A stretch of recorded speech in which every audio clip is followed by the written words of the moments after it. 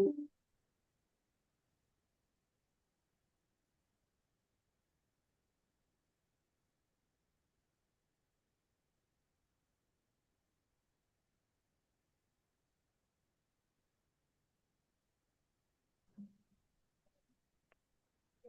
right.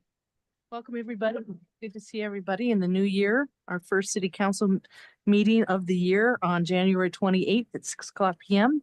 And I'd like to ask Will to lead us in the pledge tonight. I pledge allegiance to the flag of the United States of America and to the republic for which it stands, one nation, under God, indivisible, with liberty and justice for all. Thank you. All right, our first item of business is public comments. Do we have any public comments this evening? Yes. If you could state your name. And did you fill out one of the? Yeah, so anyway, great. 3 minutes. Hi. And then if you could fill that out afterwards, then we'll just Absolutely. have that on the record. That'd be great. Thanks. Thank you. My name is Zach Bastian. My family owns property near the wetlands, Matheson area. And I am not up to speed on what all you're wanting to do in your letter of support. But I have a couple of concerns. One of them is what studies have been done to assess what the water table will do in that area, as I have land that is at a lower elevation than currently, but it's not wetlands right now. So that study may have already been done and you already know what the consequences of that raising the water table artificially will be. And if they haven't, I would urge you to table this letter until that study is done, because it will open the city up to liability if you support that and it floods our property. So I've reached out to Michael Haig at the Matheson area and did not get a phone call back. So maybe you all have already resolved this, but if you haven't, look into it, because that's not something that I would take very lightly, and I definitely won't take that sitting down. So I'm happy to work with the wetlands. I'm happy to work with the city if we're taking all the steps to do the due diligence that it's going to take to make sure that my property is protected and my family's property is protected. Anyways, that's all I've got on that. Thanks. Thank you, Zach. Any other public comments this evening? All right, seeing none, we do not have any department updates, and we do have 7 items under the consent agenda. One of them is the ratification of the letter of support. That I think that's what Zach was referring to. So 4.1 is the approval of the appointment of Mayor Pro Tem. I'm recommending Jason Taylor to continue in that capacity. Approval of the appointment of council member to review the city bills in 2025. I'm recommending Colin Topper in that capacity. Ratification of the city council board and committee assignments, which you guys all had a chance to review. Those are in your packet. And just for clarification purposes, also Caitlin and Jason and I will be on the league's legislative policy committee. Ratification of a letter of support for Matheson Wetlands Spring Delivery Project. We did send this letter in January. Consideration of approval of resolution 02/2025, a resolution designating the city of Moab depository signers for Mountain American Credit Union. If you recall, we changed banks at the fall of last year. Those signatures will be Summer, Danny, Marcy, Sabrina, and Michael. And then we have approval of the minutes from December 10th, 2024, January 8th and 9th, which was our strategic plan special meeting. And then we have approval of the bills against the city of the Moab in the amount of $3,598,140.74. The reason that number is so high is because we haven't approved the bills since the first part of December. So we've got 5 weeks of bills that we're paying. Any questions on the consent? Otherwise, I'll ask for a motion. Can I make a motion to pull 4.4 out just for a discussion? Sure. All right, so, so your motion is to approve 4.1, 4.2, 4.3, 4.5, 4.6, and 4.7. Correct. And we'll table 4.4 until after, we vote on the consent agenda. Do I have a second on that motion? A second. All right, motion by Jason, second by Tawny. Discussion, Jason? No discussion. Tawny? No. Anybody else? No. All in favor of the motion? Any opposed? Motion passes 5-0. All right, so we have item 4.4, which is the ratification of a letter of support for the Matheson Wetlands Spring Delivery Project. My understanding is that this letter was to the Bureau of Reclamation, asking for a grant to buy water rights to enhance the wetland preserve. And so it's basically trying to get funding to secure water rights. So I don't know that this is what Zach explained, if it's, I think we're just supporting a grant application for water rights. So I don't know that this is a grant application for the project, but my guess, after hearing Zach's comments, that the purpose of those water rights is for this project, this wetland spring delivery project. So is it water rights coming in from the Colorado River or from coming in from Pat Creek or? It King doesn't, Creek? it doesn't really say where. It sounds to me like it's somebody that has some water rights somewhere else. And they're willing to sell those water rights to the wetlands. I'm not sure where the water rights are coming from. It's just a person that has water rights. Michael, you may know more Yeah. about this than I do. I actually don't know a lot more than that, except, I mean, it basically just says that we're supporting their efforts in working with this seller to purchase water rights. And we support whoever's giving the money to give that money to the wetlands or to the TNC so they can do this. But we don't know where those water rights are currently going or who they're allocated to right No. now. I imagine it's anonymous. Because it's a sell of. And Yeah. also, so you know, this letter's already been sent. It was sent on, so this is a ratification. We sent it on January 8th.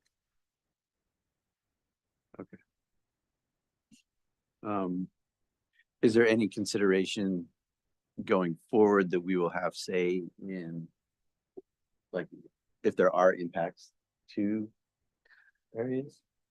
Well, I don't, Yeah, I mean, with the grant that we applied for with TNC, right.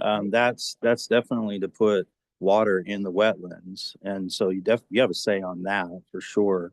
Whether or not they purchase these water rights is really, it's not a council matter. The council is only supporting, but with this letter, the mayor stating they're supporting their initiative to acquire water rights.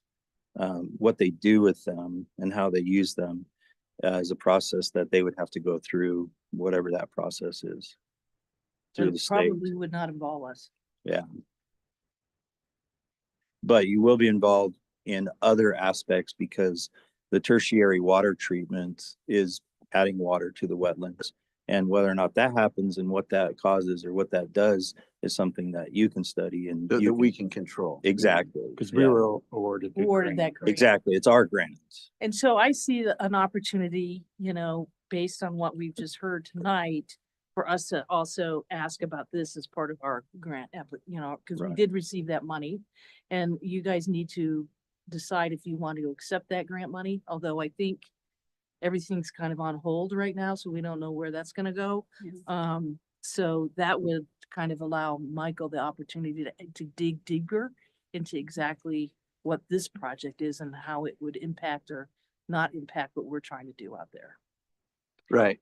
So I can see, like, having the Division of Wildlife Resources pick up these water rights is a good thing. But I would just think that we would want to have say or be a part of the discussion, how those water rights, if they do affect low-lying landowners, Sure. Well, and that's something we can register. It is the Utah Division of Wildlife Resources that's trying to get these water rights for the wetland preserve which the TNC is involved in, but it's a Utah division that is going after these through the U.S. Department of Acquisition Management, or the division. So you have an opportunity to weigh in anytime you want. I mean, with the division, with the state. Right. Yeah, if that's something you want to do. If you wanted to send another letter saying, we appreciate you guys are trying to do this. We would like to be involved in the planning for any water that is added to the wetlands. But we don't even know like what these water rights, whether it's like No, 100 cubic feet No. or no, No, a billion. no. And I'm definitely supportive of looking more into this and learning more about it, but also our understanding of what's been conveyed to us with the information that we've received is that adding these flows, whether it's from this spring, whether it's from the GWISA project, whether it's from our water treatment facility, it's not about raising the water level or the water table. I mean, that's defined by, or that's informed by the river.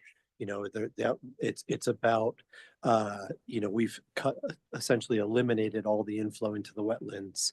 And so the brine layer is encroaching into the wetlands. Right. And so it's about keeping that pressure and keeping the brine layer down and excuse me, therefore the health of the wetlands and all the waterfowl and Right. wildlife Right. that generate.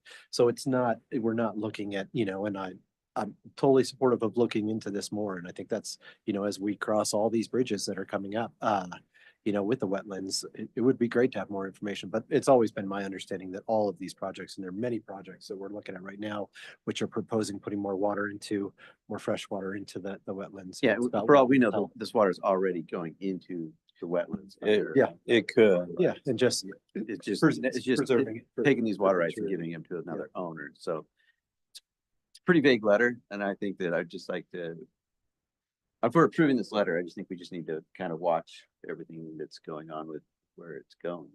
So, Michael, could I request that you follow up with Zach? Because Sure. he may have some information that Yeah. we're not aware of. And so if you wouldn't mind, Zach, you two connecting later, Yeah, that'd be that would be great. great. Sure. Okay, Absolutely. all right. Motion to approve the ratification of this letter. I'll make a motion to approve this. 4.4, is that what it was? Yeah, 4 ratification of can- letters. I can second that, Jason. All right. Motion by Jason, second by Colin. Any further discussion? All in favor, say aye. Aye. Any opposed? Motion passes 5. Is that a gavel? Yeah, I was saying, wow. And then Michael, you'll follow with Zach. Yeah, so if you fill that out and you have your phone number on there, if you can just hand that to me, I'll give you a call. All right. Probably the meat of our agenda is the next item, and it's a presentation on the Mill Creek Alternative Study. We heard a little bit about this at our strategic plan retreat in January. And so Michael felt it was really important for us to share information with the public. And so that's what so it's kind of a little bit of a repeat. There may be some more information. But take it away. Is Mark here? Okay, Yeah. as long as he comes back, that's good. All right, let me turn off my camera. You're up, buddy.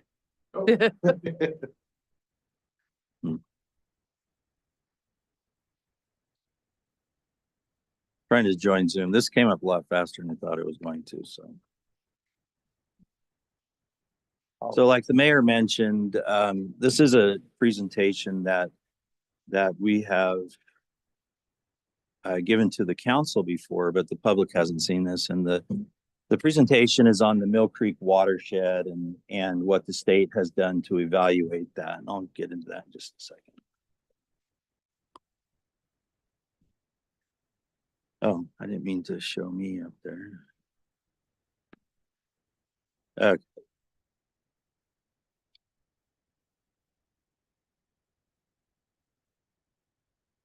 Okay, here we go. So to start off, Don't have anything. oh, Yeah. that one's not on.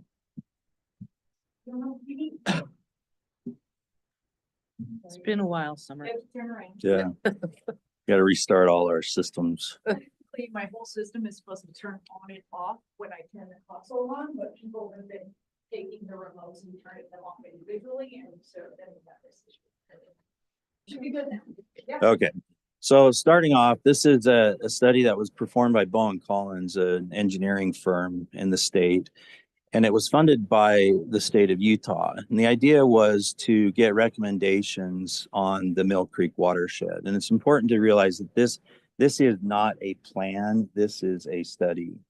This does not come with any plans that we can put out to bid to construct anything, but we are going to talk about that in just a minute when Mark starts to present the plans that we are working on.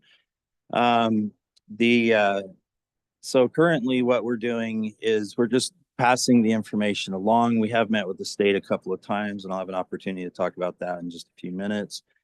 This is the team that was working on this study, and Cameron and Tucker are from the Bowen Collins firm, and then Jamie Huff is from the Office of Emergency Management for the state. So the whole premise of this is that Mill Creek can't safely pass flows any longer. The fact is that flows coming through out of the canyons through the town are bypassing or jumping out of the creek at various locations. I think we all know that. We've seen it. We've got some pictures of it here.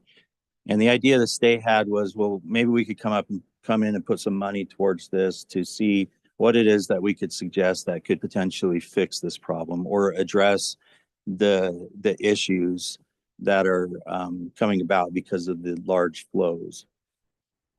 We have had some damage to infrastructure over the last year, just from the last few floods, and then a couple years ago as well.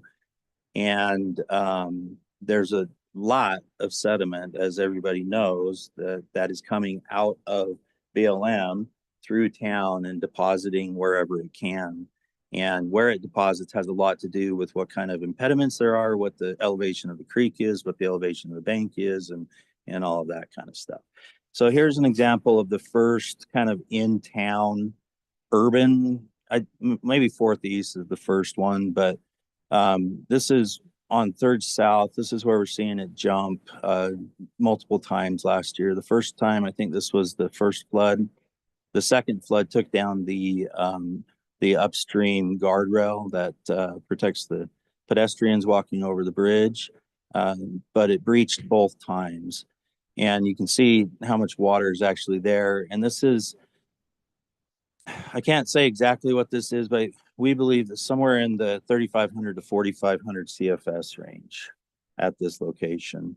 At the confluence past 100 West, the confluence of Mill Creek, or past the confluence, but after Mill Creek and Pack Creek come together, there were measurements that were up above 5,000 CFS. So the priorities for this is to obviously to look at alternatives that will reduce flood risk along Mill Creek.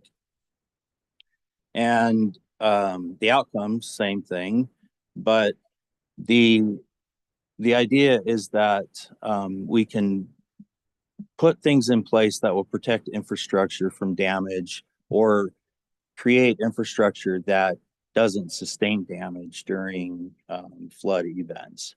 So they came up with about, if you combine some of these are combined, but in the plan, I think there's 10 alternatives. All 10 alternatives are represented here, and I've got them in 7 items.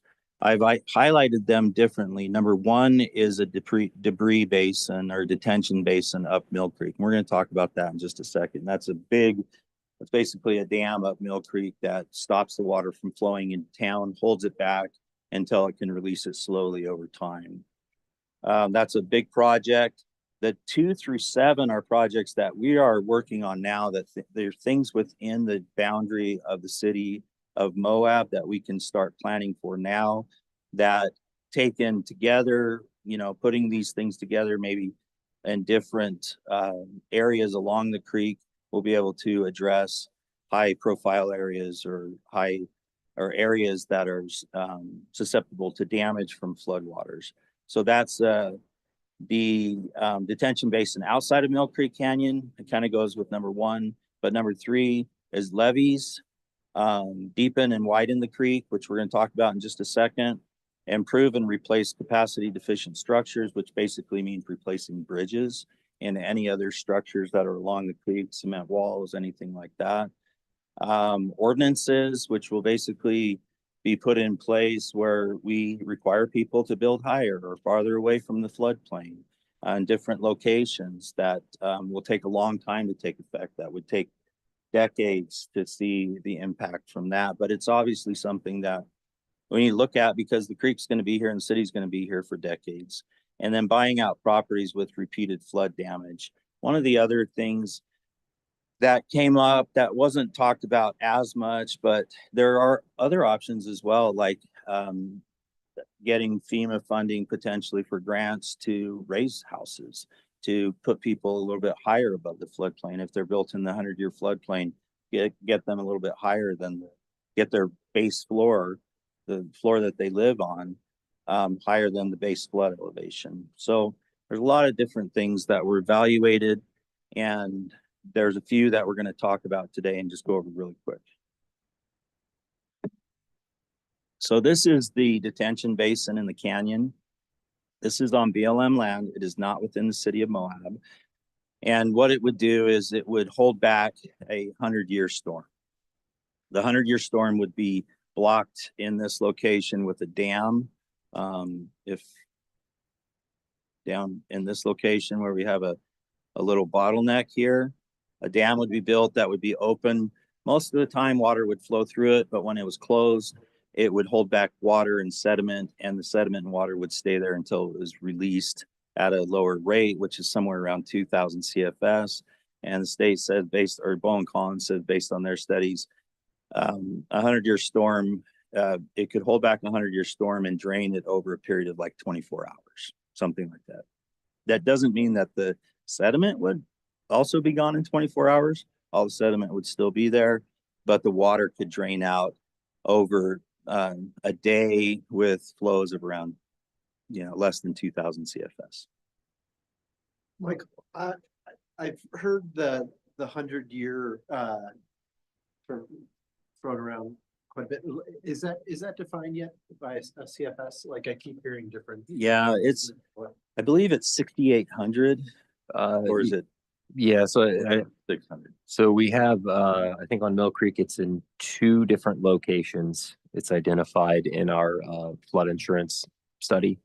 One of those locations is down at the confluence, and that one I believe is just under 9,000 off the top of my head.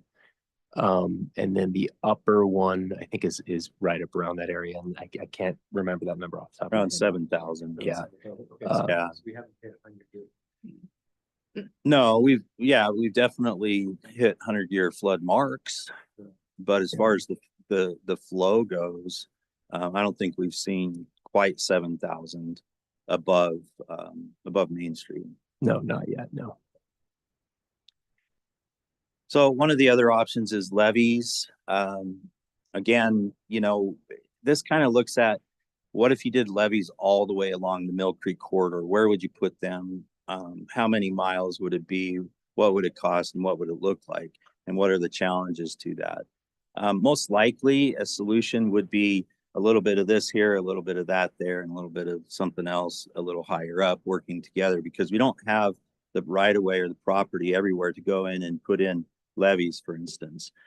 And levees would also potentially look at lowering the grade, getting the grade consistent with the flow of the creek, but getting it to a controllable grade of the bottom of the creek, but also widening the creek out quite a bit so the levees wouldn't have to be so high that they were an obstruction for everything in town, including sight, but somewhat usable where we could have trails on top of them, but we need a lot more space in most of the places than what we have right now.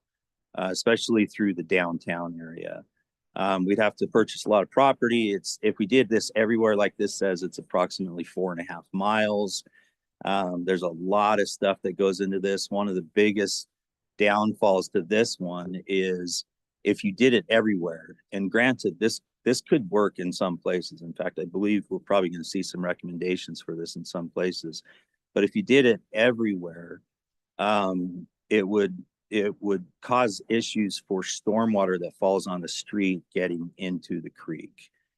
Because we're building these levees everywhere, we'd have to have these penetrations through the levees that could potentially back up and cause floodwaters to go the other way too. Or we'd have to have lift stations to get them up over top of the levee to come back down in, so that we don't jeopardize the levee and we don't have issues with backflow heading out onto the street and doing the opposite of what we're trying to do. We still have debris and sediment issues. This doesn't solve those issues. We'd still have to clean them out over time. If this was not maintained, we'd have similar issues to what we're looking at now, which is an increased amount of sediment. This is an example of channel expansion, what the different segments look like. So I like this one the best because this kind of shows it in zones. This shows the creek in zones where different things can happen in different places. This is starting up high. We've got a little bit more space getting into town, into the yellow. We're really limited on the amount of space that we have. So what's going to work in the turquoise area where it says the channels channel already gets a lot wider in that area, where we could be looking at levees and things like that, won't work in the yellow area where we have the city built right on the edges of the creek. We might be looking at more concrete and more urban type of infrastructure in that area to keep the channel flowing and up to the 7,000 CFS so that we can keep those things moving. But in conjunction with that, we also have a number of structures in the way. And we could come in right now, we could, with the proper permits and everything, of course, and the plans, we could come in and we could do a lot of improvements right now. But if we don't address all of the things that are causing the issues, we're still going to have issues. And like they say, you're only as strong as your weakest link.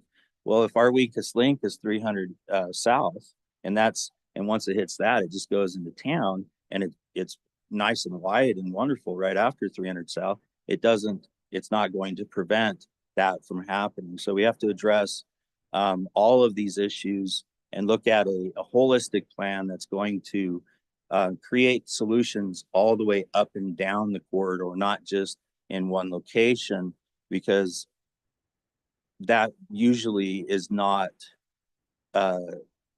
sustainable, or it doesn't always work that way. In some cases, there could be options where we can widen it out, so at least it flows out in the areas where it can. But before that, especially when we're talking about in town, we got to do things above it in order to make it function below. So the state wanted to make it clear that the projects can be combined to create whatever combination of projects we want to do. We have to look at cost benefit analysis in order to get federal funding. All federal funding is on hold right now anyways, but it will probably come back, especially for FEMA type things, we would hope. And one of their big points is, like I just mentioned, we can't construct something that makes it worse somewhere else. We just can't do that. So we have to look at it as holistic, as a system where we're looking from the top to the bottom and making sure that we're doing things that fix problems, not fix it in one place and cause problems in other places. We could have to pay up to 25% of the funds if we do get a grant. This is the slide that kind of shows how much money these things could potentially cost.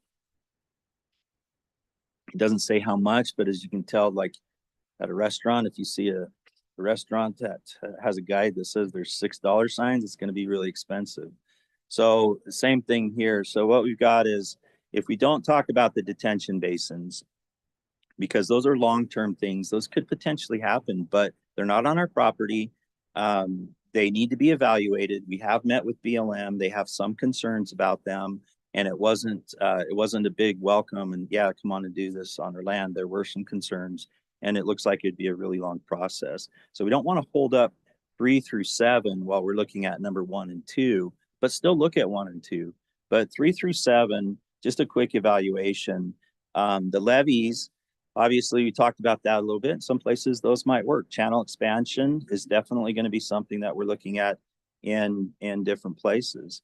The levees are something that we're looking at right now with Hansenau and Luce, down in the 100 West to 700 West area. Channel expansion just goes with that. Structure replacement. We have a couple of projects right now. They're talking about structure replacement. We have removed a couple of pedestrian bridges because of damage that has been sustained from floods. We are looking at damage that has been sustained on our vehicle bridges as well. And we're looking at the design of 300 South Bridge right now. Ordinances are something that's not going to cost a lot of money, but you also don't get a lot of bang for your buck right off the bat. But since we're going to be here, like I said, for more than 10 years, and we're looking out to the future, we should definitely be working on ordinances as well, because as things redevelop, we want to catch those things and try to make things better with buildings as they rebuild for whatever reasons they're rebuilding. And then property buyout. This is one that the state really wanted us to look into. And I really thought that the state was going to come and say, here's some money to buy some properties. They didn't do that. But we can definitely look at applying for funding for grants for things like that to buy properties. There's definitely some properties that are uninhabited that people may be interested in selling. There's probably fewer people who are interested in selling their property than there are that do want to sell their property. But this is something that FEMA considers a good method for reducing flood risk to private properties by buying private properties and removing those private properties from risk areas. So the next steps on this is to move forward with finalizing this study, which we did. The study has been finalized. The preferred alternatives, that is something that we are working on, and the final reviewed plan is coming forward soon. In fact, we may have a copy of that now, but I do not believe that we have identified what the actual preferred alternatives. I could be wrong on that, but things are moving forward with this. Again, remember, it's just a study. It's not a plan, even though it says a plan right here. It's a study. The future steps are to look at funding sources so that we can do a plan, engage stakeholders. We've met with BLM recently. The state pretty much spearheaded that, and that went well, but it reinforced that it's going to take a long time to look at that detention basin area. And then look at the alternatives and start to fund and construct things, which Mark is actually going to talk about. So Mark, I'll turn it over to you. Okay, so we've been over some of this before, so apologies if I'm repeating myself here. We'll just go down the list then and kind of give a brief little synopsis of each one. The 500 West Stream Bank Stabilization Project. This is an EWP, that's an NRCS grant project, an EWP funded project that is currently underway. If you've driven down 5th West, you've seen them at work over there. This is we're clearing out under the 500 West Bridge and putting riprap in there to armor it. The 2022 NRCS EWP. This is similar program, well, the exact same program, sorry. And it will fund the construction of gabion basket walls along Mill Creek. We went out to bid for that, and we got 3 bids back, and we would have been bringing that to y'all for this council, but we ran into some delays on the NRCS end of that late last week, but anticipate that one coming soon. That one also includes a drop structure to protect the Mill Creek 4th East Bridge. It would go downstream of that near YGP. And then the gabion baskets, we have 3 other locations. What is a drop structure? It's basically we harden a section along the creek to basically where you have steep slope along the creek, you have the tendency for scour to sort of move upward. And so you don't want it to continue to cut until it gets to your structure. So you drop in a kind of a hard point so that it holds that up. It's preformed though. Why, it's called a drop structure because it's preformed.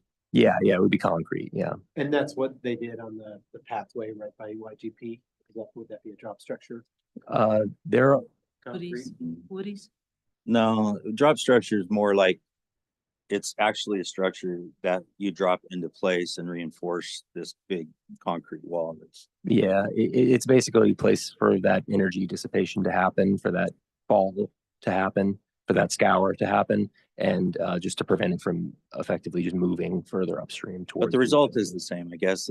Semantics don't matter. The idea is to get something hard in there that will prevent the scour. Pack Creek, the Pack Creek pedestrian bridge. This one we were looking at replacing that bridge with a fairly small and flat bridge, and after we saw all of the plugging and the debris issues, especially at places like Third South, we went back to our design engineers to evaluate using the Matheson Wetland Bridge, which we were going to get from them in any case. And we're going to use it another location, but we decided to repurpose that for the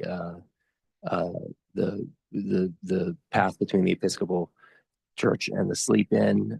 So this would have been done sooner, but after seeing all of the debris issues, I thought it best to swap out the original design that we had, which was modeled to pass the 100-year flow, but had a smaller aperture. So this will increase the capacity above and beyond what we had before. Not necessarily in terms of flows. This gets into kind of a strange area where technically the 100-year flow will go over the bridge. So having a bigger bridge doesn't increase the capacity of the for floods, but it does increase the capacity for debris. That's a little bit of a nuanced one, but so we're still in the works on that. We should have final plans by the end of February. The Third South Mill Creek Bridge replacement, that is also in design currently. We are anticipating 30% plans in the next month or so. This is going to be a major project. Will likely result in bringing these road surface elevation up, so it will have to extend out on other sides. So it's fitting quite a large improvement in a small area. So we're working through those challenges currently. Yeah, and just to make sure it's clear, the estimated cost there, we do have a $10 million price tag on that. That is not funded. The part that the council funded was the $626,000 for the study. Just to be clear. Yeah. Which would allow us to move forward for more funding. It Once we would. got the study, I mean, that's, if you guys recall, we needed that study in order to ask for more. And as we've heard, if we do get it from FEMA, their match is usually 25%. The $600,000 should go towards that 25% match. So. Okay, yeah, and then the Mill Creek pathway work. This is some long-standing stuff that we've had that we probably would have been done with by now if we hadn't gotten the floods again this past year. And we'll begin to work on that here pretty soon. This is just patching up the Mill Creek pathway, mostly between 3rd South and 100 West, including the railing along there. The railing, I'll just throw out here. We don't really have a great solution for that. We're going to hopefully put in a design that's less likely to get damaged all the way along the length of it, because as it was before, it was one continuous rail and it was tended to kind of zipper off. We'll likely, our best solution right now is just to install more modular railing along it. So if a log or something does come down, it'll just take out a smaller portion. We looked into some other options to go without the railing entirely, but we would have had to reshape that whole pathway and the channel, and it wasn't going to work for that. To create, to prevent the drop off to the side there that the railing is meant to protect. The 400 East Stream Bank stabilization, that project is also currently underway. They've mostly finished up down at Pack Creek and moved on to Mill Creek. It's similar to the Fifth West project. It involves clearing out the channel and installing riprap around the bridge to protect the bridges. Miscellaneous riprap. This is kind of an old project that was meant to source riprap for other projects, but I think we're going to repurpose it to just stockpile some riprap for our own maintenance and pedestrian bridges as needed. At one point, it had started its life as a way to source riprap for some of these other projects, but we ended up going a different direction and just sourcing the riprap for the projects themselves.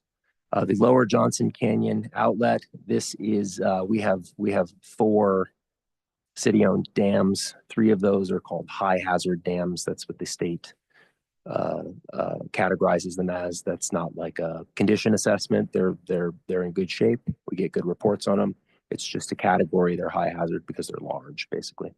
And then we have a medium hazard dam, a single medium hazard dam, and that is the Lower Johnson Canyon outlet. This is right at the end of First North. If you were to sort of project directly off of 100 North and 4th East up into that canyon, that's Johnson Canyon. It's called the Lower Johnson Canyon Dam, by the way, because there is an old, I believe, CCC structure right above it. That is the Upper Johnson Canyon Dam, but that dam is not maintained currently. We are looking to improve the Lower Johnson Canyon Dam outlet and secure easements for future maintenance of those. Long ago, when we got the dam, there's kind of a patchwork of easements in there, and the outlet is insufficient. So this project would fix some of those issues. And then the Mill Creek Stream Corridor, or Cross Creeks project. I keep trying to call it the Cross Creeks project because it's just a little bit shorter than the 100 West to 500 West Stream Corridor project. This is the one that we have Hanson Allen and Luce doing to evaluate a variety of projects to mitigate issues along that section of the corridor, including considerations for trails. The high hazard detention basin project scoping. So just a second ago, I mentioned the Lower Johnson Canyon Dam. That's our medium hazard dam. High hazard detention basin project scoping. We have some similar issues involving easements and access, and some improvements that we could make to the dam structures and access at 2 of our high hazard dams. We have, again, 3 high hazard dams. One of them we have sufficient easements on. We have really good access. This is the one that's right kind of up by Hillside, if you've ever been up there. That's one of our ones that's nice and neatly sorted. We have 2 others that we'd like to look at improving. This project scoping will address, I believe, only one of those at this point. We switched this one around a little bit. The White Dam, which is kind of near the extension of East Center there. And then the Mill Creek Detention Basin project, we spoke about that one. That's the inline basin. That would be our dry basin that Michael discussed earlier. And then the Stormwater Master Plan update, that is just simply our Stormwater Master Plan is getting kind of old now. We have a capital improvement plan that's a part of that. We would go back through and reassess that.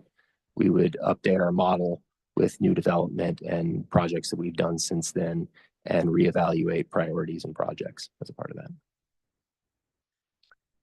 So we have a number of projects going on. So we talked about the study first that gave some ideas of projects that we could do. And then we ended with what the city is working on right now. So we've got, as Mark mentioned, there's a lot of things going on. There are construction projects going on right now. If you go on 4th East and 5th West, you can see at the bridges, there's construction projects going on. They're adding riprap, and they're to fortify the bridges and the abutments, and they're also removing sediment. There's also gabion basket projects that are been planned, been approved, and are moving forward, but NRCS has asked for a little bit more time to review some of the plans. Yep. These were plans that were started after the floods 2.5 years ago. It's a long process, unfortunately, to get things in place where we can start doing construction. We're trying to move as quickly as we can after this last year to update plans so that we can make plans to address current issues based on our current situation. The areas we're working on currently, where we have active consultants working, is from 300 South or just upstream from the 300 South Bridge to just downstream past where we saw the major erosion on the corner there by the vet clinic. That's the first area that's being planned and considered right now for the structure and also the creek channel itself. We also have consultants who are working on the area from 100 West, coming up with plans from 100 West to say 700 plus West, heading out towards the Colorado River.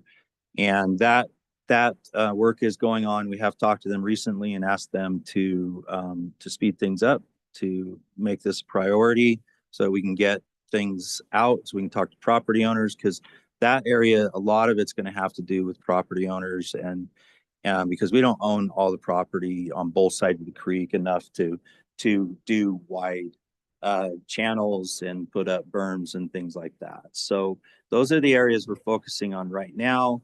There's a lot of other smaller areas. The area we want to focus on next, that we were hoping to partner with the state on, and we're still working on this, is from where we're leaving off at 300 South to 100 West. Those are the high priority areas for right now, and then we'll just move up as we can, up the creek, and try to address the entire channel as we can. But coming up with plans that work together in those three areas that I mentioned, though, is our highest priority. Questions? That area of from 300 South to 100 West, I mean, that's my area of greatest concern. And, you know, especially as we're increasing the capacity of the 3rd South Bridge and keeping that, you know, whatever that flow was, that was diverted from there because of the debris. Is UDOT a part of this process? UDOT definitely is part of this process. They own the bridge on Main Street, obviously, and that's a concrete bottom bridge. And so they've been good to work with us on that, cleaning that out. Because when you have a concrete bottom in a creek, you don't have to go to the state to get permits to clean out sediment. And so they are good on that. We've come up with some new standards, protocols after floods. They come in and clean those things out.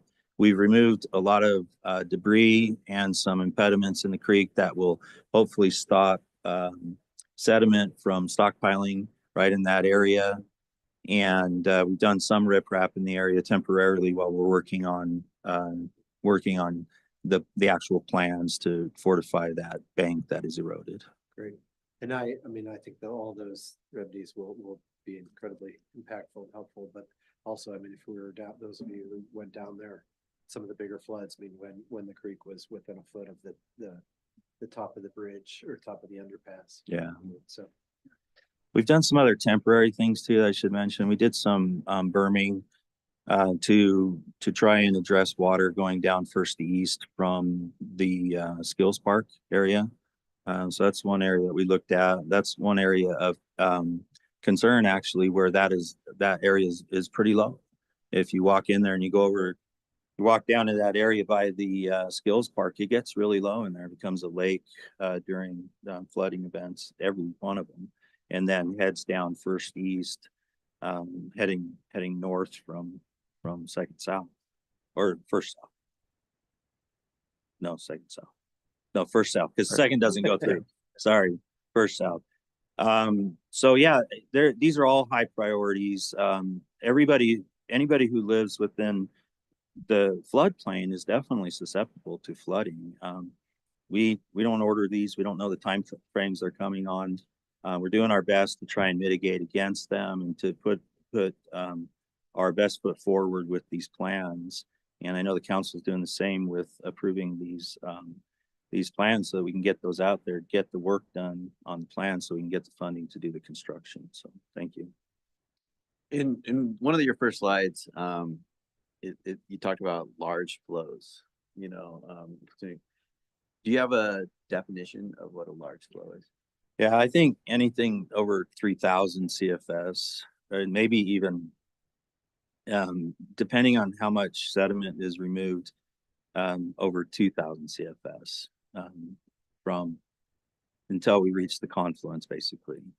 Those are high flows, and I think we could see breaches anywhere between 2,000 up, but we're probably going to see the most breaches like we've seen recently in the 3 to 4 and 5,000 range.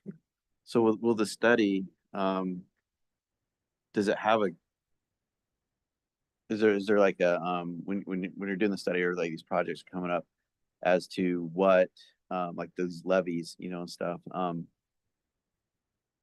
what is the goal? The goal would be to channel the 100-year storm. 100 years, so a 9,000 CFS.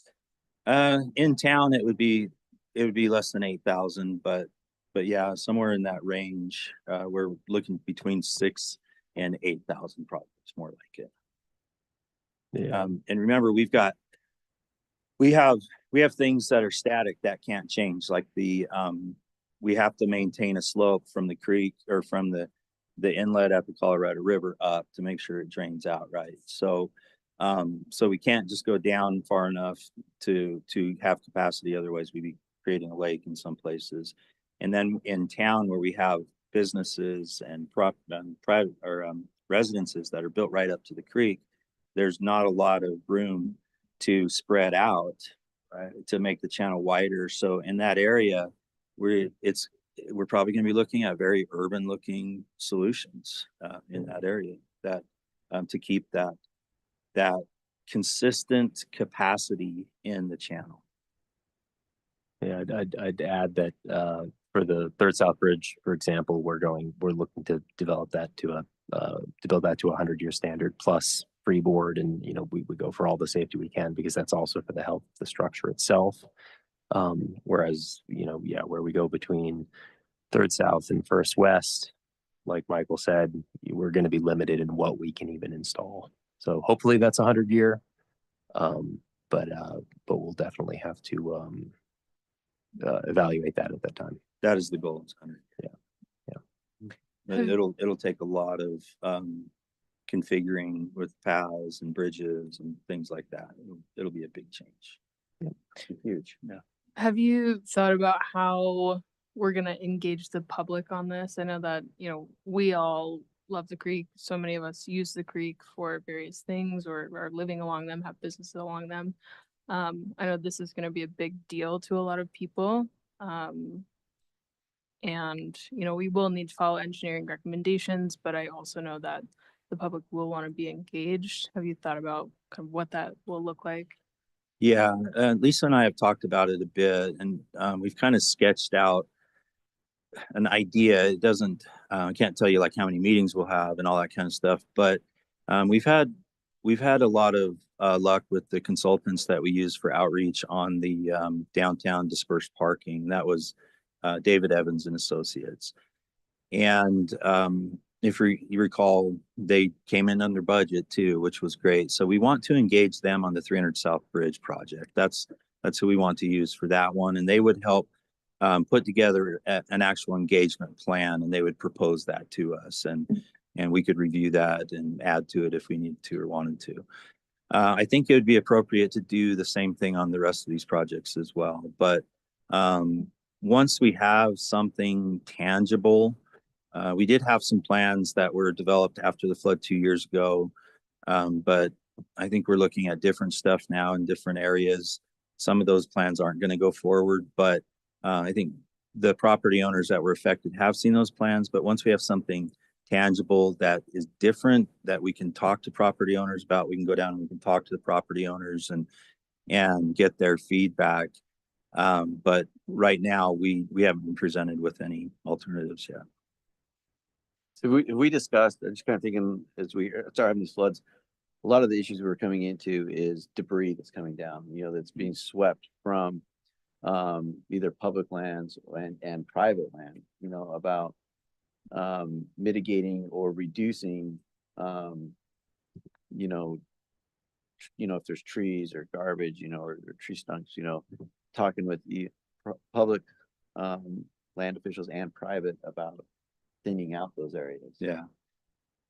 We're working with Rim to Rim and the fire department on a grant that the fire department received that is going to do a lot of thinning, and we're going to be talking with them soon about this. But one of the areas that I've seen a lot recently is behind the middle school and behind the high school. There's a lot of debris in that area that could be mulched or something could be done with it. But all of those fallen cottonwoods and other things that have come down there, they're a concern. So to answer your question, yes, that is another aspect that we are looking at. We have other partners that we're working with on that. And then with the Parks Department, we've outfitted them with some new equipment that they can use to go in and do more cleanup.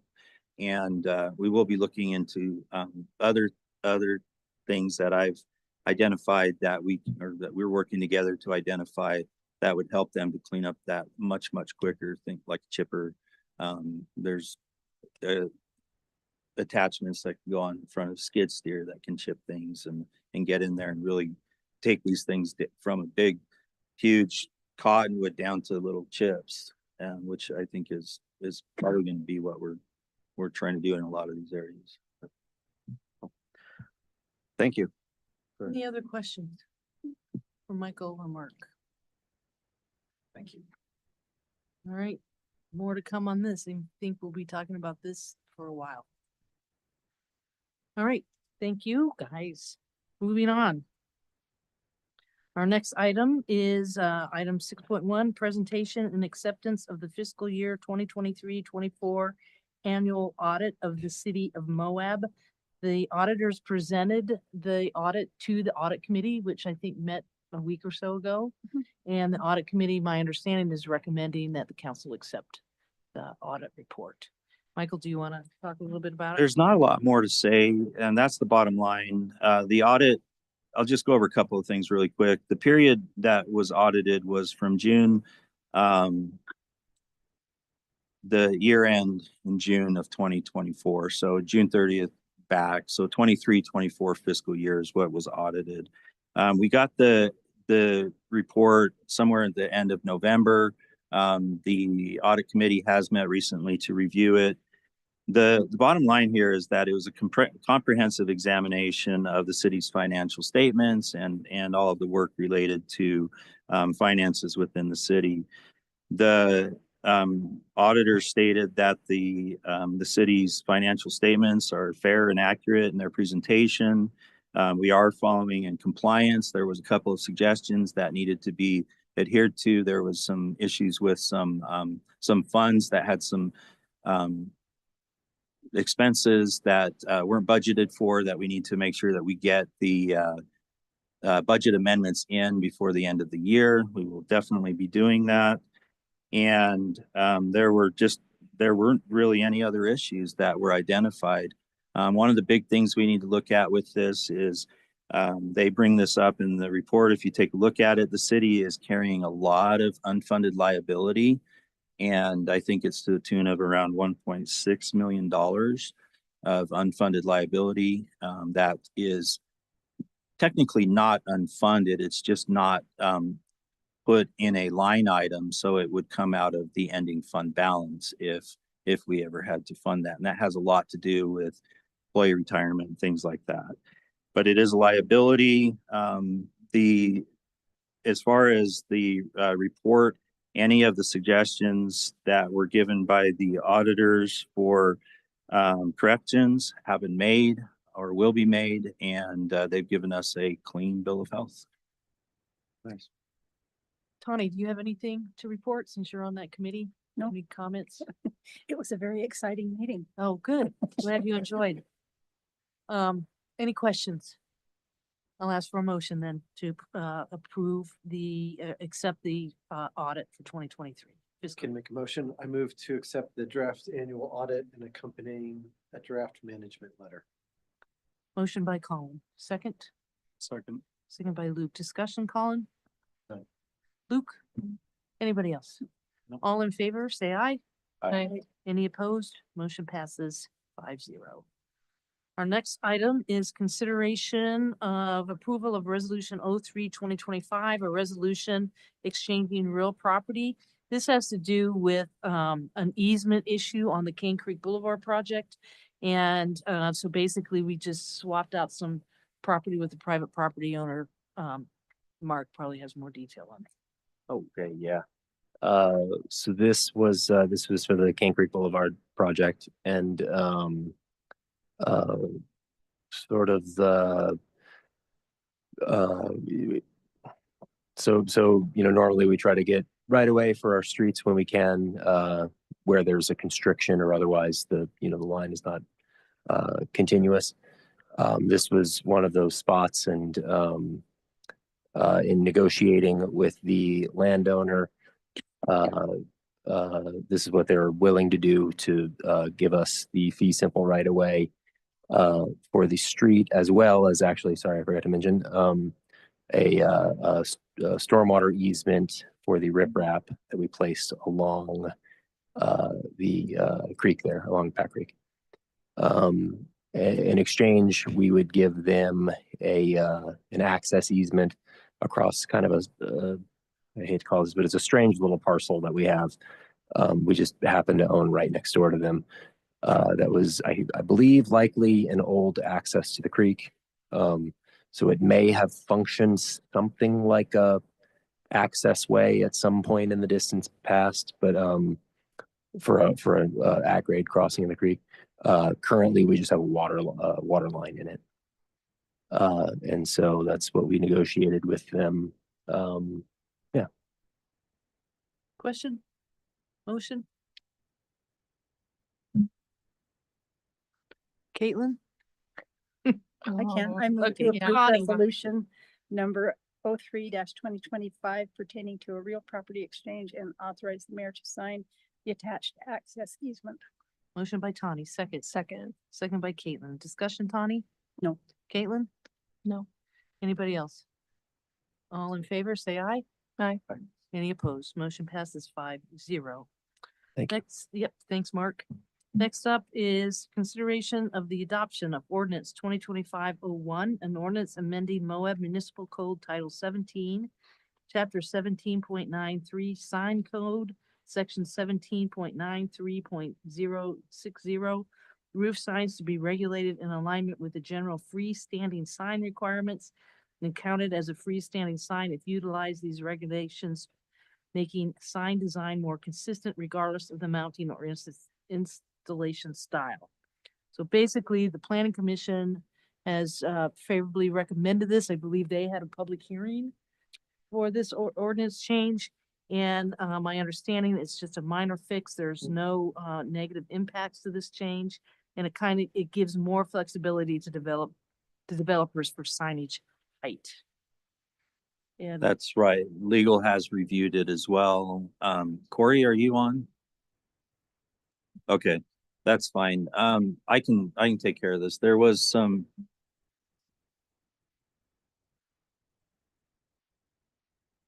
Corey will do a better job.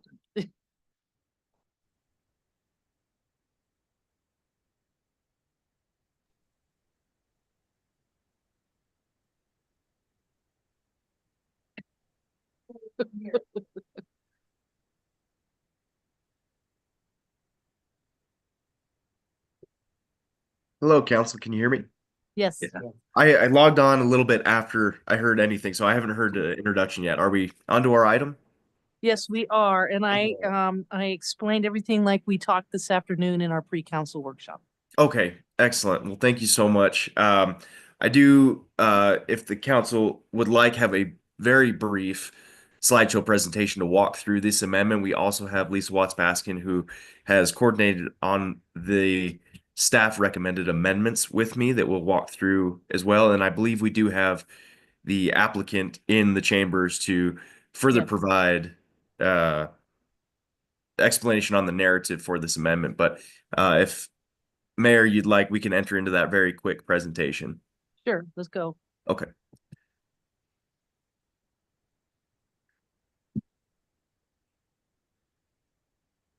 Okay. I believe we're showing the screen. Yes.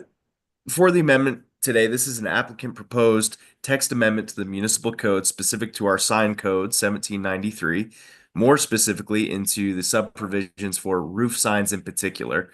Within this section, there are some development and structural requirements for how and in which a roof sign or sign mounted to a roof of a commercial building can meet some of the requirements, whether it be height, size, and square footage.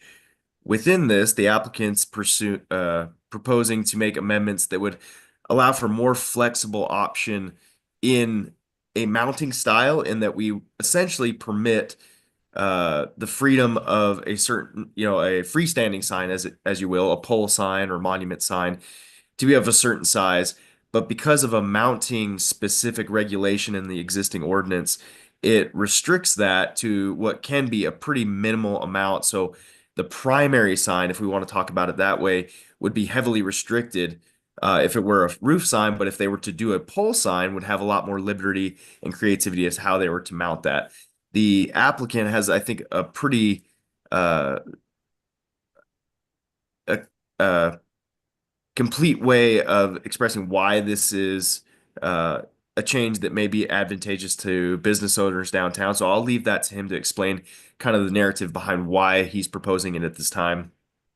But as we move through this process, through our legal review of this proposed amendment, we do have some additional amendments we'd like to make to clean up some of that existing language. But so there's a lot of red that we're seeing with this particular provision, and it may be quite small at this time. But all we're doing in the subsections A and B is cleaning up some of what is kind of general legal vernacular of our code, our regulatory type language, as well as refining our internal references of our code. So the provisions A and B is not effectively changing any substance to the code. It's just cleaning things up and referencing things accordingly.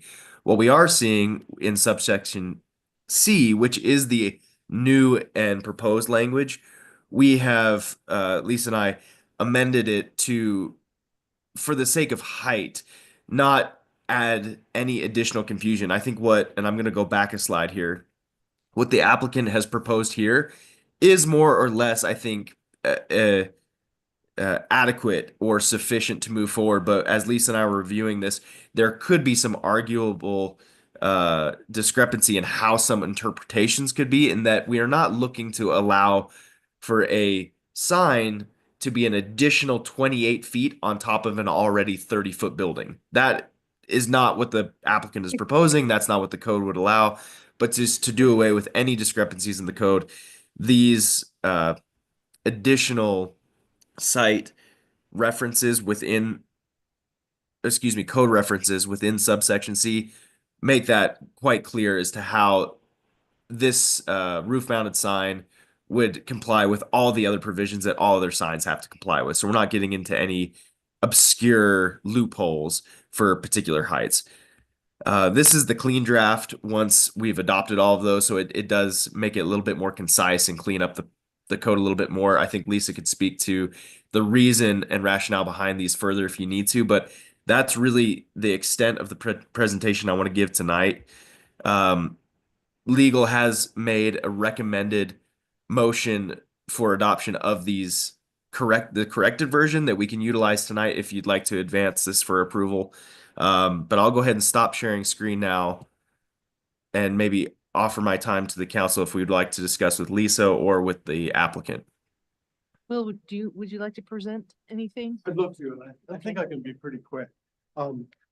I'd just like to tell you how this came about. If you wouldn't mind sitting so that you can speak into the mic. Okay, Thank you. great. Then we can have it recorded. I'm the owner of the Jailhouse Cafe. I've owned it and run it for 30 or more years. And we're doing a project across the street, which is north of the bookstore to the corner where that vacant lot is. And it's called Elsie the Old World Delights. And it's kind of a French or Italian cafe meets an American retro cafe. So one of our great fantasies is to create a really wonderful sign for the building. And I love this old school vernacular where signs are mounted on roofs on funky metal structures. Obviously, we're not going to do anything as big as that. But what I found in the sign ordinance is that the way the sign ordinance was written, it kind of assumes that your main sign is going to be on two posts and it's going to be stuck in the ground. And that's called a freestanding sign in the sign ordinance. And then there's another kind of sign, which is a wall sign or a roof sign. And the assumption is that that's not your main sign. And so those signs have these very, very tight controls over it. They can only stick a few feet above the roof line. But then what if you end up in a situation where you want your main sign to be on a roof? The sign ordinance kind of doesn't let you do that. It creates all of these restrictions about a roof sign or a wall sign and doesn't let them to be in any way equivalent to this massive freestanding sign that you're allowed to, which we tore down this year. So what makes sense is to let a property owner say, look, I actually want my main sign to be on my roof because it doesn't make sense from a land planning perspective to put poles through my roof or put poles on this land next door that I'd like to use to create a lovely outdoor dining situation. And so this change to the ordinance would just allow you to say, okay, look, I want my main sign on the top of the building. And so treat it like this main freestanding sign that the ordinance talks about. And now I'm not allowed to have another freestanding sign on the property. I'm kind of trading this main sign for an equivalent sign on the roof. Does that make sense? Yep. Any other questions? I mean, Any questions for Will, Corey, or Lisa? As long as it's not 28 feet tall from. the- No, I think we no, so I was clarified a that. little concerned. we're not actually asking for that. I'm wondering if Corey or Lisa could put the recommended Motion back up. Yes, I can share that. Great. I guess while you're doing that, I just see this as a really good example of one, working with the public to make our codes actually usable. And two, I'm really excited with the Title 17 update to continue to clean up a lot of this language. With that said, I make the motion to adopt the corrected version of the proposed amendments to MCC 17.93.060 roof signs and attach the corrected version as Exhibit A to Ordinance 2025-01. Motion by Caitlin, second, I can second that. second by Colin. Any further discussion, Caitlin? No. Colin? Luke, since you were on the planning commission, you have anything you'd like to add? No, I mean, I think this makes a lot of sense. I know back when I was on the planning commission, we talked a lot about allowing downtown to kind of change and adapt as like we get more visitors or a different variety of visitors. And I think giving business owners that extra degree of flexibility, whether it's just putting up a sign in a different location, makes a lot of sense so that they can better serve our visitors. Great. Anybody else? I'll call for the vote. All in favor, say aye. Aye. Any opposed? Motion passes 5-0. Thank you. Thank you very much. Look forward to visiting Elsie's. I'm looking forward to having you Yeah. there. When do you hope to be? Hopefully April 1st, but we'll see. Yeah. Wow. Thank you. All right. Next. We have a city manager update. Okay. So I've got a quick update. It shouldn't take more than 45 minutes. So, yeah, but no, I'm just kidding. It's a half an hour. So just a couple things really quick. The RAP tax committee is getting together. They want to start to review applications for that grant soon. Qualifying nonprofits are invited to apply for that. If you have questions about who's qualifying, there's a you can go to our website, moabcity.gov/RAP, and you can look at that. So we're excited to get that going. I know some council members have been asking about that. There's about $80,000 available for grants in that fund that will be going forward. So looking forward to that. Sticking with PRT or Parks, Rec, and Trails, New fitness equipment arrived at the gym last week, and it's people like it. It's according to Pat, the Parks and Rec and Trails Director, it's had an overwhelmingly positive response from the MRAC patrons. So that's a good vote of confidence in that purchase.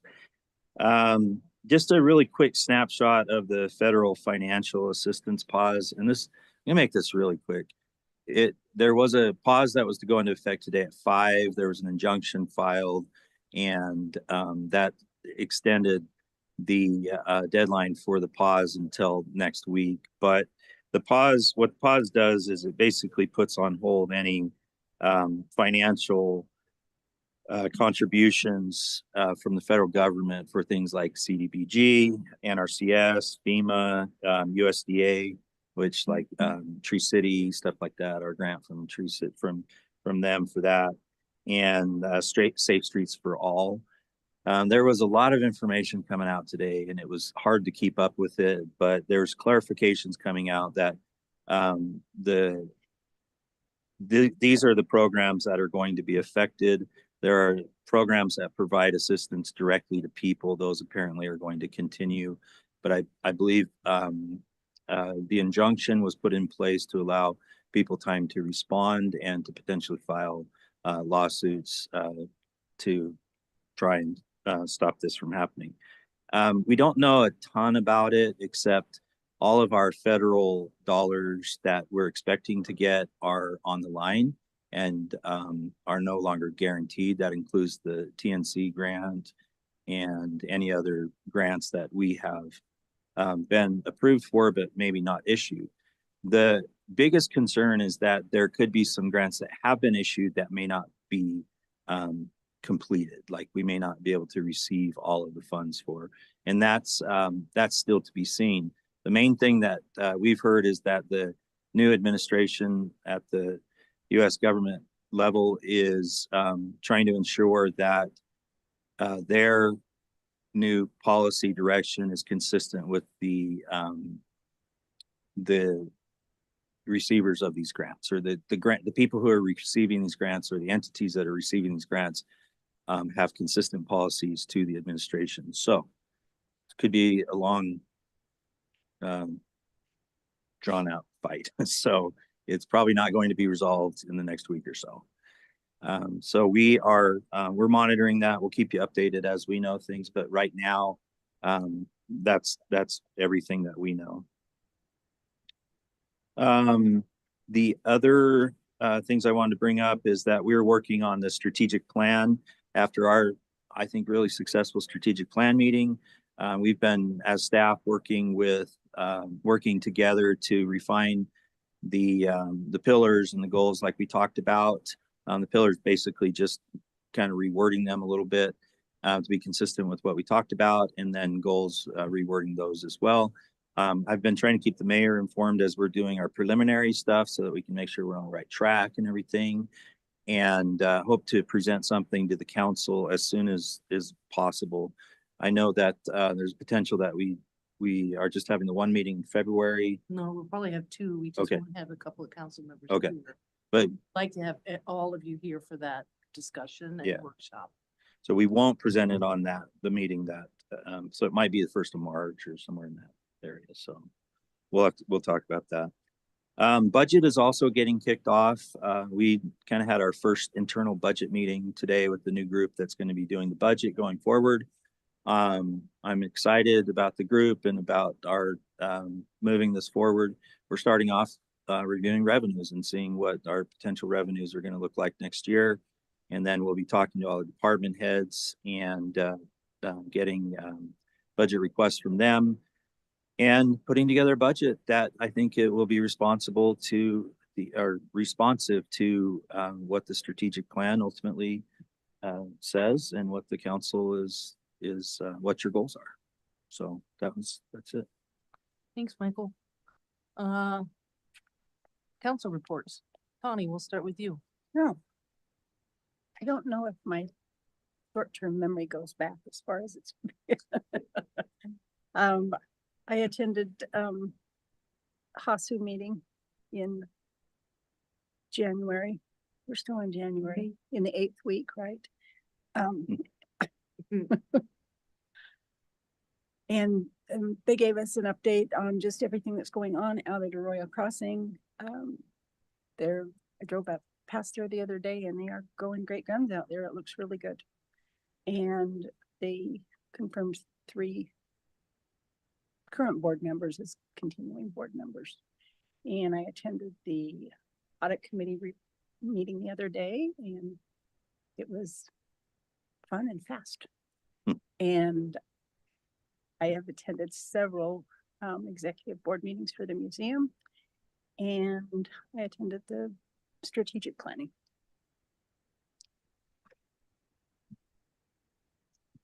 Thank you.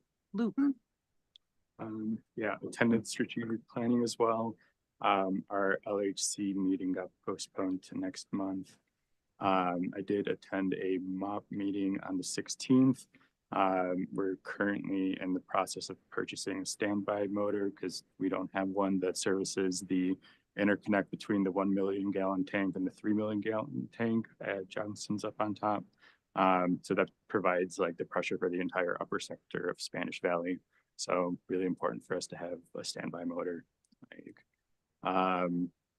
WIS is going to be purchasing 3 vehicles. So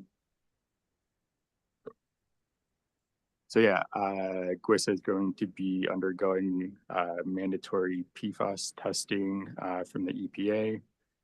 And then I guess SITLA is talking about building, I think the number that was thrown out was around 400 units near the airport strip by Ken's Lake. So just kind of keeping an eye on that in terms of potential like future water needs. And another thing that got brought up during the meeting is that LeGrand's pit mine might be coming close to like exhausting all of its like mineable resources, and there's suggestions of potentially looking to acquire that pit as a detention basin because it has such a porous floor that it would be able to handle like very large volumes of water and then kind of feed the aquifers underground as well. So yeah, that's kind of it from WISA. I also attended a MOP meeting where we had several interesting presentations. One of which was kind of talking about like BLM's low tech watershed restoration, like kind of processes. They're trying to streamline them and generalize them a little bit more so they don't have to go through like the full ornery process of like NEPA analysis. But it's interesting, they're basically like mimicking natural structures like beaver dams and other things to kind of revitalize some streams. We got a presentation on the Matheson Preserve wetlands, and they did find that there has been a significant decrease in permanent surface water over the past 10 years, which has led to reduced wetland vegetation and an increase in fire-prone invasive species. So they're very excited about like the grant if it does kind of come to fruition. We had somebody from the division or Utah Division of Water Quality come in and give us a presentation about, you remember what this stands for. It's like the total TMDL, okay, total maximum daily loads of E. coli in the area. I guess Pat Creek, at least from this individual's perspective, has the highest levels of E. coli that he's personally ever seen. And they're trying to like figure out exactly what's causing that and like strategies to like bring that down. But Mill Creek has high levels, but not as bad as that. And I think Castle Creek is doing pretty well. They just need to lower them a little bit to be able to come back into, forget what the term is, like best use something. But that's it on my end. I have the planning commission meeting coming up on Thursday because those have been postponed as well. Thanks, Caitlin. well, I was out for a lot of December, so it's my first, other than strategic planning, had some nice time off outside.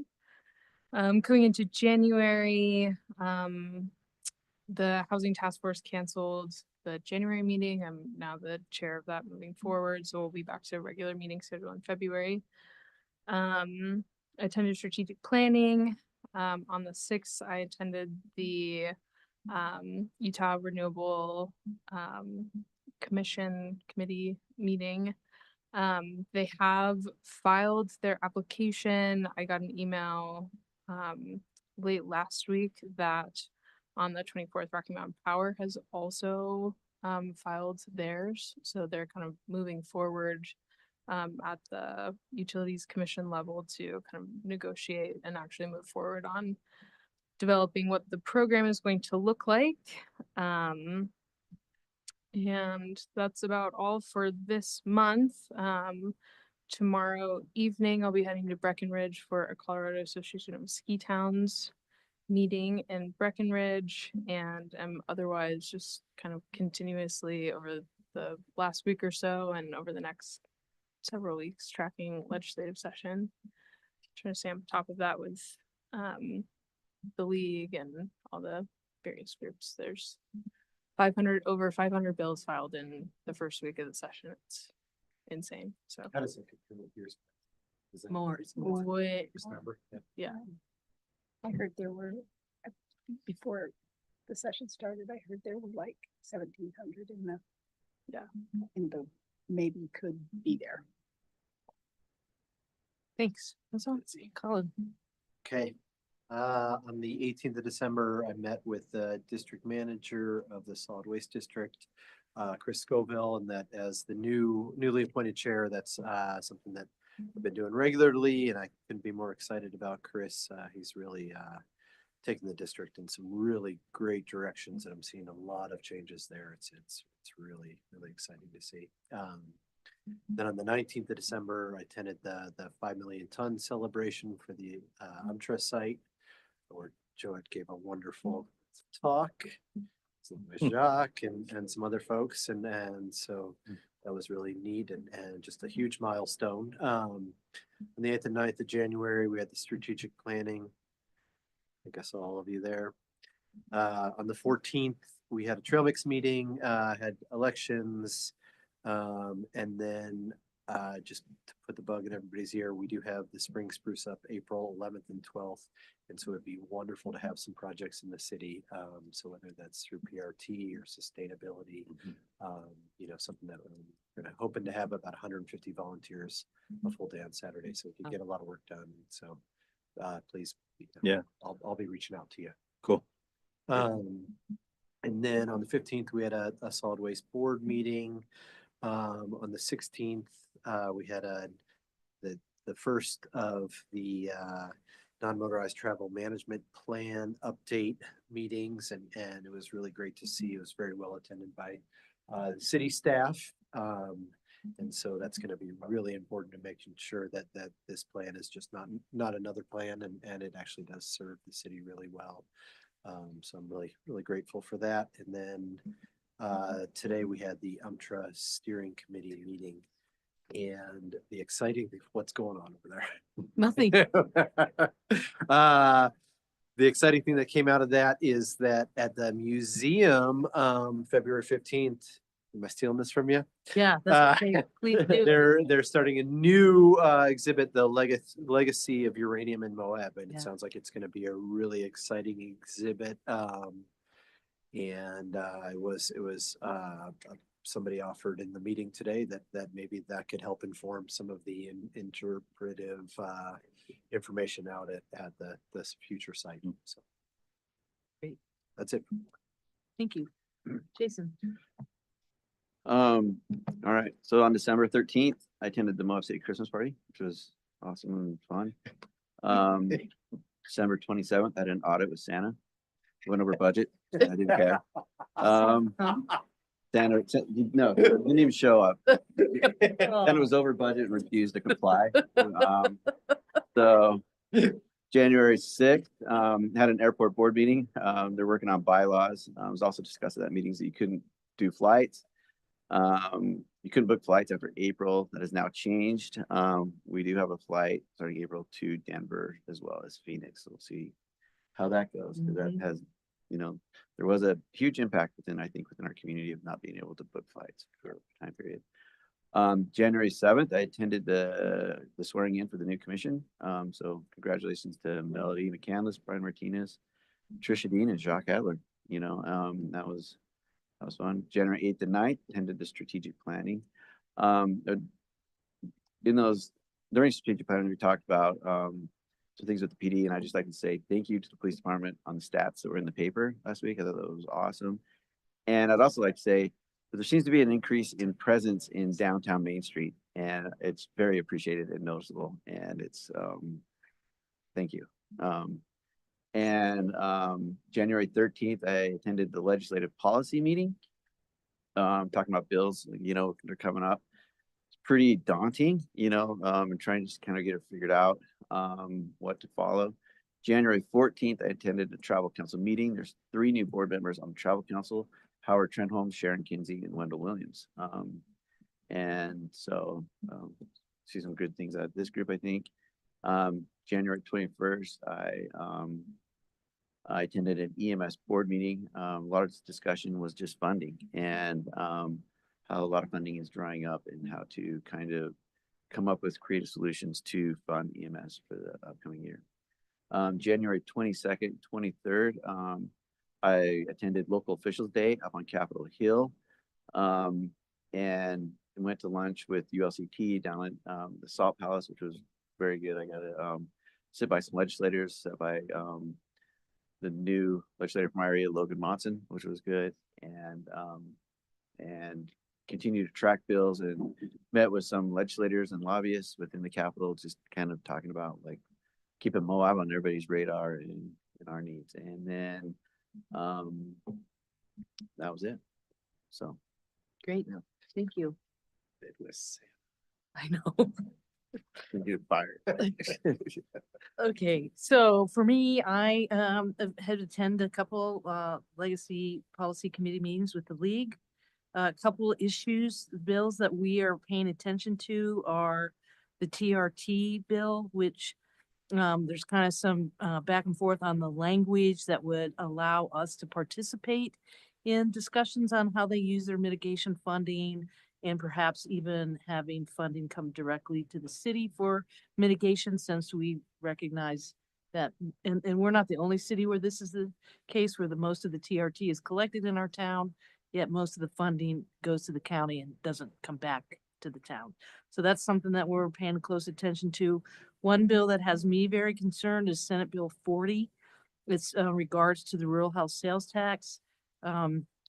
That is right now, there was a vote back in 2016 that the community voted to implement a rural health sales tax at 0.5% that funds the Canyonlands Healthcare Special Service District and EMS. It was in the past, it was so after 10 years, the county commission could just vote to re-up that.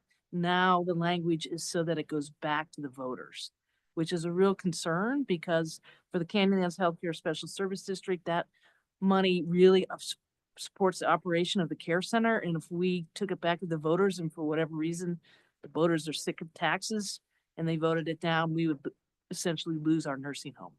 And I think it would be very challenging for EMS as well. So we're going to be working with our legislators to see if there's a way around that. And I think Jason alluded to the conversation we had, that there might be a way that we could be it carved out, or somehow it will be changed. Hopefully we can make that happen. I'm very concerned about that. There was a lot of discussion on housing, the Utah Housing Strategic Plan, and developing the goals and how we measure success. Land was discussed. It was kind of, well, we're looking at models for affordable housing. I think Senator Lee's Houses Act is something we need to be paying attention to. I see opportunity with that, with federal land within the city limits. So we'll be talking to the senator about that. There's some water bills. There was a short-term rental bill, which allows now for our staff to look at listings and make sure they're legal and they're operating legally. And also there's a tax compliance component to that, which is, I think, something you brought up at strategic plan. There was one interesting, bill that's out there called HB 291. And what that does is allow the voters to recall the mayor. Nobody else, just the mayor. So we oppose that, of course. Why'd you even bring it up for that? And then there was a lot of discussion on, like I said, on housing and land use, zone amendments. And then there was some discussion on shelter cities, which we are not one, on some mitigation funding. So I will be up in Salt Lake next week to attend the Legislative Policy Committee in person, and then also working on the Hill a little bit with some of our lobbyists and others. So that's that. I also met with my colleagues from the National Park Conservation Association regarding the Arches timed entry system and the county's recent withdrawal of support for that. There are some concerns that that could have some negative impacts on timed entry. We do feel like they will continue the pilot at least for 25, because at this point, people are already making their reservations, not unknown what would happen after that. And then again, I attended the Moab Tailing Steering Committee today, and I think that project is moving along nicely. They intend to have most of the dirt and not the contaminated dirt, but other dirt in the surrounding area moved by mid-27 and closure of the site in 29. I know I've reported that before, but it's always exciting to hear that. Hopefully we'll be able to maintain that funding through 27 so that they can get that project completed when we would like to have it completed. The other thing of note that came out of that meeting that I mentioned to Michael is they are going to look into allowing entities like ours in the county to store or put dirt there. So when we're talking about cleaning up the floodplain with all the sediment that it was deposited there, that may be a place for us to put the dirt, and then they could possibly use it for fill to cover up the contaminated dirt. So that was a good, hopefully we'll be able to do that. And they sounded very positive because I've done it before. And that's all I have. So that's it. Motion to adjourn. Motion to adjourn. Motion by Tani, second by Second. Luke. All in favor? Aye. All right, motion passes. We are adjourned. Oh. So, So, we're such a good call. Are you going up